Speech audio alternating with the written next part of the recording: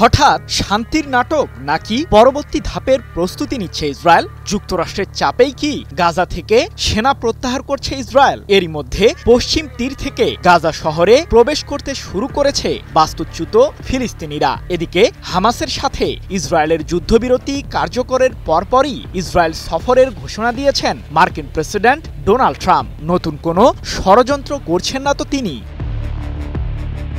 10 October দুপুর থেকেই ফিলিস্তিনের স্বাধীনতাকামী সংগঠন হামাসের সাথে যুদ্ধবিরতি কার্যকরের ঘোষণা দেয় ইসরায়েলের সরকার। যদিও গাজা উপত্যকার বেশ কিছু জায়গায় এখনো ইসরায়েলি যুদ্ধবিমানের শব্দ শোনা যাচ্ছে বলে অভিযোগ এসেছে। এদিকে জাতিসংঘ সহ আন্তর্জাতিক বিভিন্ন সংস্থার মাধ্যমে গাজা উপত্যকার নিরীহ ফিলিস্তিনিদের জন্য প্রতিদিন 600টি ত্রাণবাহী ট্রাক প্রবেশের অনুমতি দিয়েছেন ইসরায়েলের প্রধানমন্ত্রী বেনিয়ামিন নেতানিয়াহু। এক প্রতিবেদনে বিষয়টি নিশ্চিত করেছে কাতার ভিত্তিক সংবাদ মাধ্যম আল জাজিরা।